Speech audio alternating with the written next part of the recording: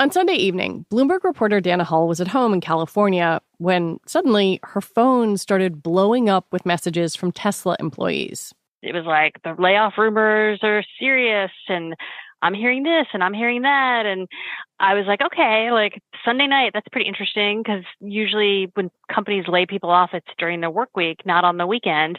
Dana covers Tesla and all things Elon Musk, so she started reaching out to her contacts, trying to figure out exactly what was happening at Tesla. I just was like texting people, have you heard anything? Have you heard anything? What's going on? And then I think I went to bed. And then when I woke up, like the news was out, like in the middle of the night. Tesla had sent an email to everyone saying that they were doing a restructuring and that roughly 10% of the global workforce would be impacted. But then also overnight, a lot of people got these layoff notices. Roughly 14,000 people, the largest workforce cut in Tesla's history. And some people, Dana says, didn't even know what was happening until they actually got to work. The notification that you were laid off went to your personal email. And many people woke up on Monday morning and were doing the Monday morning thing, like dropping kids at school, racing to work, stuck in traffic, and did not realize that they had been laid off until they got to the office and their badge did not work. By almost any measure, Tesla has had a rough year, and Dana expected some kind of restructuring was coming. The company had a very terrible first quarter in terms of car deliveries. They missed their numbers by a mile. Wall Street was disappointed. They have 46,000 excess cars in inventory than they were able to deliver. And the company's business is basically selling cars. So when you have a bad quarter, usually there's a lot of belt tightening. Tesla did not do wide-scale layoffs in 2023, which is when a lot of big tech companies did. So in some senses, they were almost overdue for one. So it was not a surprise. What is unclear is what Tesla is going to do next. Right now, Elon Musk's strategy for the company can mostly be divined from posts on X. But next week, he has to face investors. That's when Tesla reports its first quarter earnings. So today on the show, what's driving the turmoil at Tesla? It was the leader in electric vehicles, but now its sales are falling fast. I'm Lizzie O'Leary, and you're listening to What Next TBD, a show about technology, power, and how the future will be determined. Stick around.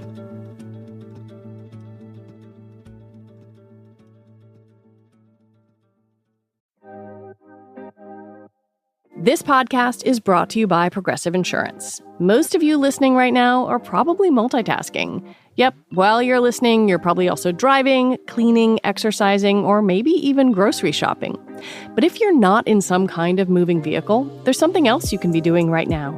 Getting an auto quote from Progressive Insurance. It's easy, and you could save money by doing it right from your phone. Drivers who save by switching to Progressive save nearly $750 on average, and auto customers qualify for an average of 7 discounts. Discounts for having multiple vehicles on your policy, being a homeowner, and more. So just like your favorite podcast, Progressive will be with you 24/7, 365 days a year, so you're protected no matter what. Multitask right now. Quote your car insurance at Progressive.com to join the over 28 million drivers who trust Progressive. Progressive Casualty Insurance Company and Affiliates. National average 12-month savings of $744 by new customers surveyed who saved with Progressive between June 2022 and May 2023. Potential savings will vary. Discounts not available in all states and situations. Eat stress-free this spring with Factor's delicious, ready-to-eat meals. Every fresh, never-frozen meal is chef-crafted, dietitian-approved, and ready to eat in just 2 minutes. Choose from a weekly menu of 35 options, including popular options like Calorie Smart, Keto, Protein Plus, or Vegan and Veggie. Also, discover more than 60 add-ons every week, like breakfast, on-the-go lunch, snacks, and beverages to help you stay fueled and feel good all day long. What are you waiting for? Get started today and fuel up for your springtime goals. Get chef-prepared meals on the table in 2 minutes with Factor's ready-to-eat meals so you can get back to doing what you love this spring. Head to factormeals.com/whatnexttbd50 and use the code whatnexttbd50 to get 50% off your first box plus 20% off your next box. That's code WhatNextTBD50 at factormeals.com/WhatNextTBD50 to get 50% off your first box plus 20% off your next box while your subscription is active.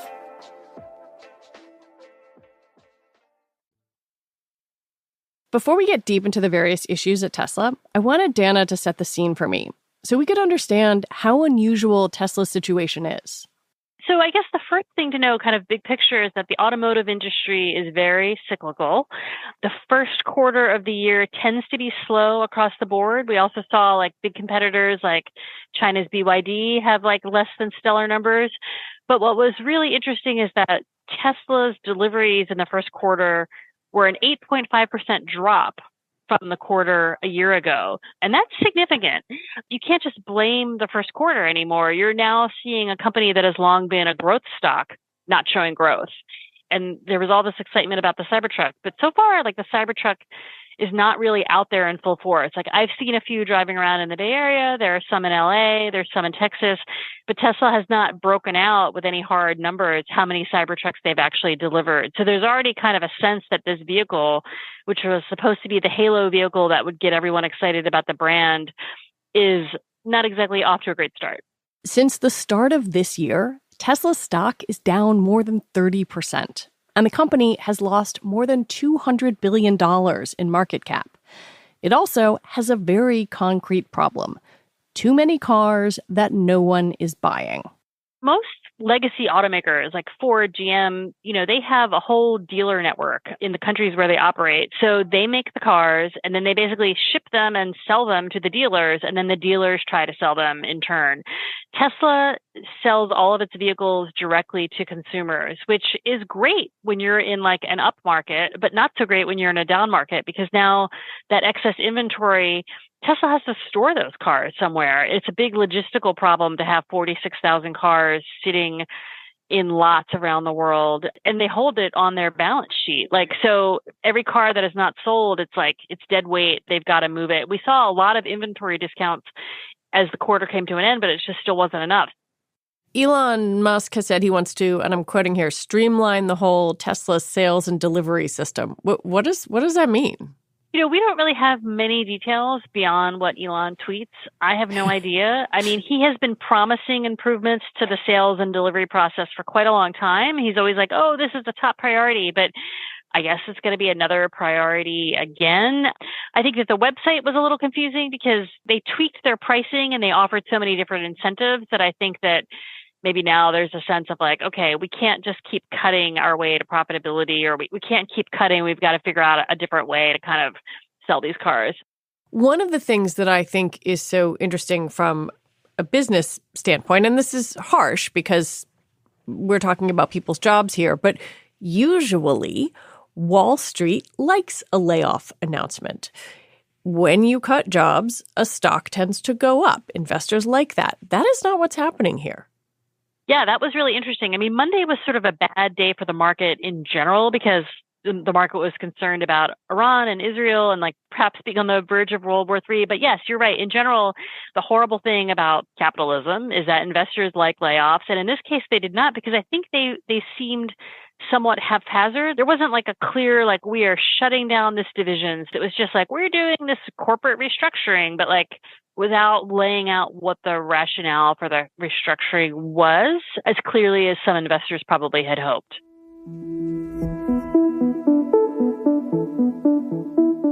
Instead, investors are stuck trying to figure out what Elon Musk means from his various social media posts. In one, he said that, quote, going balls to the wall for autonomy, unquote, would be an obvious move for the company.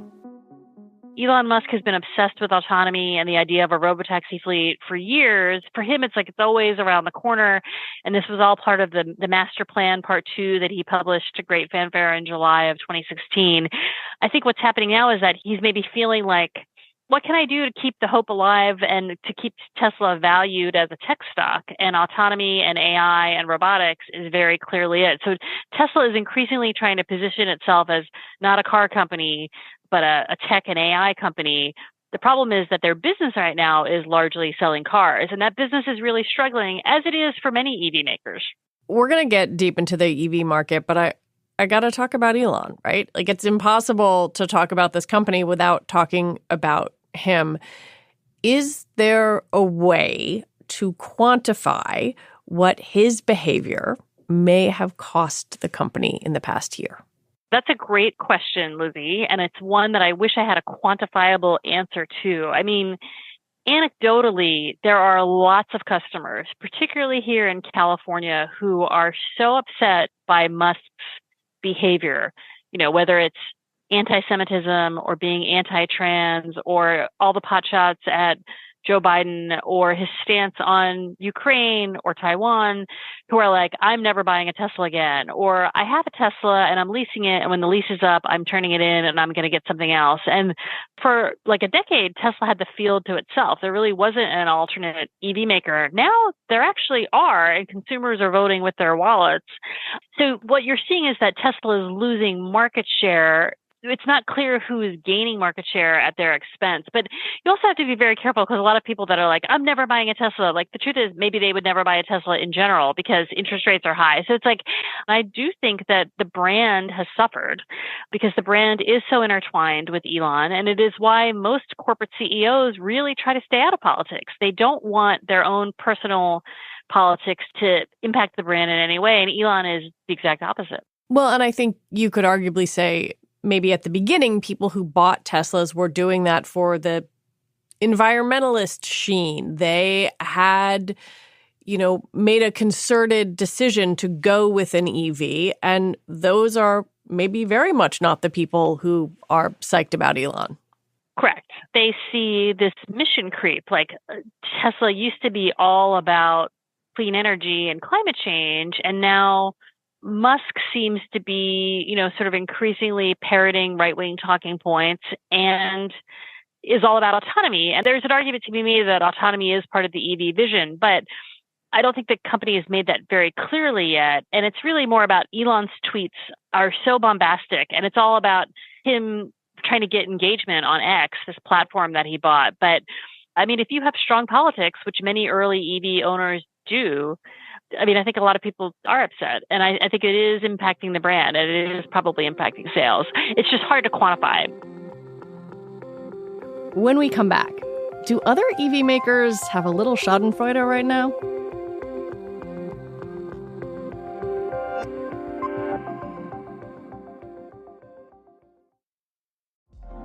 Apple Card is the perfect cashback rewards credit card. You earn up to 3% daily cash on every purchase every day. That's 3% on your favorite products at Apple, 2% on all other Apple Card with Apple Pay purchases, and 1% on anything you buy with your titanium Apple Card or virtual card number. Visit apple.co/card calculator to see how much you can earn. Apple Card issued by Goldman Sachs Bank, USA, Salt Lake City branch. Subject to credit approval. Terms apply. Apple Card is the perfect cashback rewards credit card. You earn up to 3% daily cash on every purchase every day. That's 3% on your favorite products at Apple, 2% on all other Apple Card with Apple Pay purchases, and 1% on anything you buy with your titanium Apple Card or virtual card number. Visit apple.co/card calculator to see how much you can earn. Apple Card issued by Goldman Sachs Bank, USA, Salt Lake City branch. Subject to credit approval. Terms apply.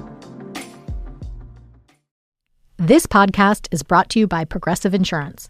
Most of you listening right now are probably multitasking.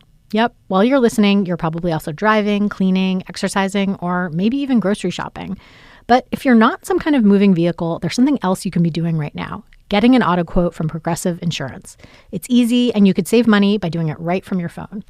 Drivers who save by switching to Progressive save nearly $750 on average, and auto customers qualify for an average of 7 discounts. Discounts for having multiple vehicles on your policy, being a homeowner, and more. So, just like your favorite podcast, Progressive will be with you 24/7, 365 days a year, so you're protected no matter what. Multitask right now. Quote your car insurance at Progressive.com to join over 28 million drivers who trust Progressive. Progressive Casualty Insurance Company and Affiliates. National average 12-month savings of $744 by new customers surveyed who saved with Progressive between June 2022 and May 2023.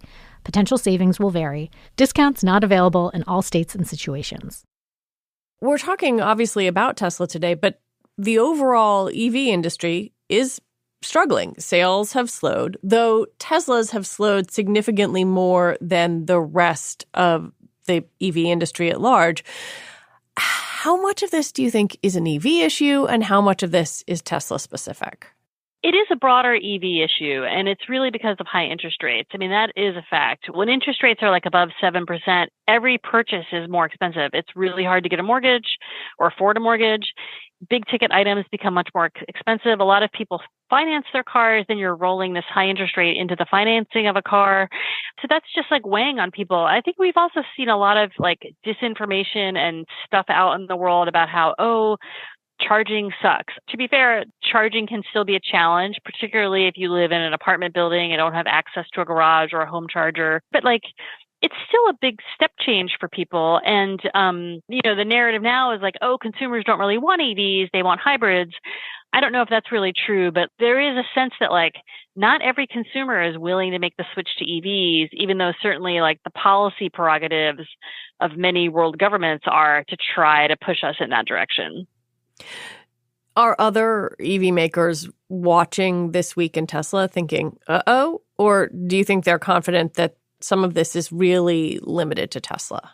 So I think a lot of the larger companies are sort of pulling back their timelines and waiting to see, frankly, what happens in November with the election. Because, the Biden administration placed a lot of big bets on EVs, and the Inflation Reduction Act has tons of incentives for consumers and for manufacturers to sort of go all in on EVs. With the election being close again, like that's a little bit up in question. Like I don't know the regulatory tools in which like the IRA would be completely scrapped, but there's a lot of unknowns. And if anything, companies don't like unknowns. They tend to plan in 3 and 5 and 7 year product cycles. And so I think you're just going to see like a little bit of a retrenchment until the election is decided. I think a thing that I took away from your reporting is that we're not just talking about layoffs. Two very senior executives at Tesla also resigned. And I wonder what that tells you about the future of this company and the direction that it's heading in. Yeah, so Tesla only has 4 named executive officers. It's Elon Musk, it's the CFO, it's Tom Zhu, who kind of oversees automotive, and then it was Drew Baglino, who is the vice president of like energy and powertrain. Drew is one of the 4 named executives who resigned. And that is a big loss. I mean, Drew had been at Tesla for years. He was a Stanford graduate who had been at the company from the early days. He was kind of the de facto CTO. And his departure is like, okay, wow, like, I don't know exactly what happened there in terms of the backstory, but I think it's a sign that like the company is moving in this direction where it's really all about autonomy, and maybe it's a good time to just take a break. The other person who resigned was Rohan Patel, who was Tesla's man in Washington. He's a former Obama White House administration official, kind of the architect of their whole strategy of potentially entering India, their main business development and policy person. When Elon Musk went to Capitol Hill to talk about AI, like Rohan was right by his side. And so his departure is also like a significant loss, because if you are thinking about a future with autonomy, it requires like a pretty serious policy, regulatory, legal mechanism to kind of help you get there. On Wednesday, Tesla filed its proxy statement in preparation for its June shareholder meeting. It asked shareholders to approve paying Elon Musk $56 million, something that was voted on back in 2018 but got held up in court. This might seem strange given the current state of Tesla, but Elon has met the goals that the board set out. The proxy contains 2 big nuggets. The first is the company is going to leave Delaware and reincorporate in Texas, and they want shareholders to vote again on the pay package from 2018. Instead of coming up with a new pay package, they just want a revote, like, we believe that Elon deserves this money.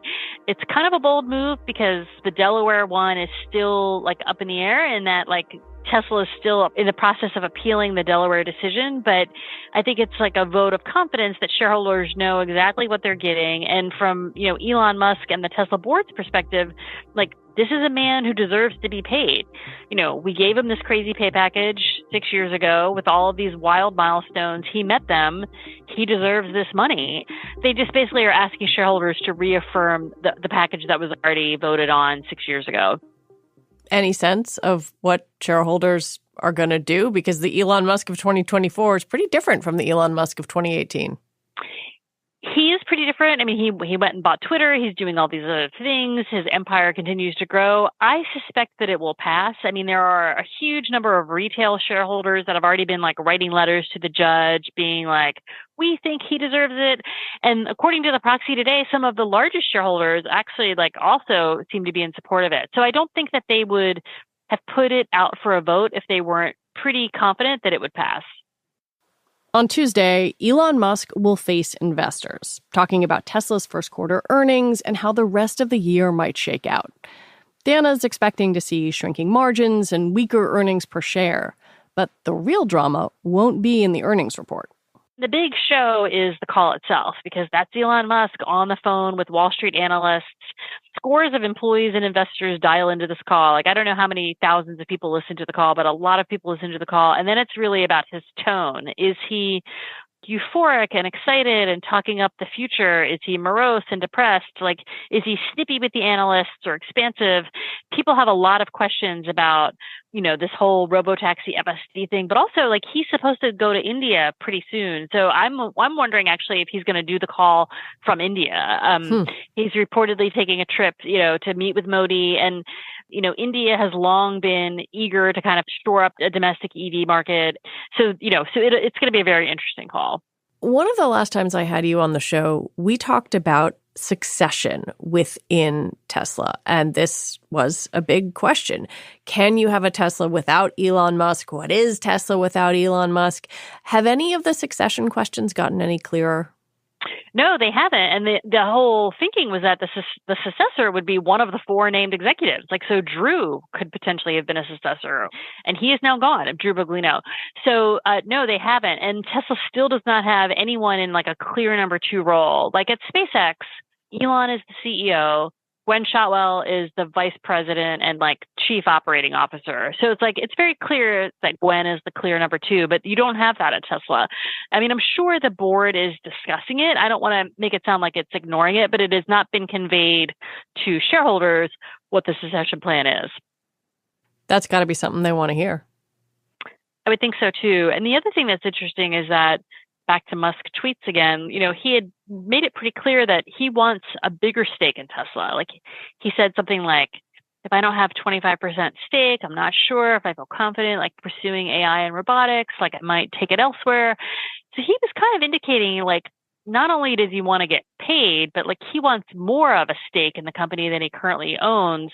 Of course, he sold down his stake to help fund the purchase of Twitter. So this is like sort of all a mess of his own doing. But like, if they want him to be a CEO who's going to stick around, like they need to give him more of the company. That's basically what he said. Dana Hull, as always, thank you for your reporting and for coming on. Always a pleasure. Dana Hull is a reporter for Bloomberg News who covers Tesla, SpaceX, and all things Elon Musk. She's also a contributor to the Bloomberg podcast, Elon Inc. That's it for the show today. What Next TBD is produced by Patrick Fort, Anna Phillips, and Shayna Roth. Our show is edited by Evan Campbell. Alicia Montgomery is vice president of audio for Slate, and TBD is part of the larger What Next family. And if you like what we are doing here, the best way to support us is to join Slate Plus. Just head on over to slate.com/whatnextplus to sign up. All right, we'll be back on Sunday with another episode. I'm Lizzie O'Leary. Thanks for listening.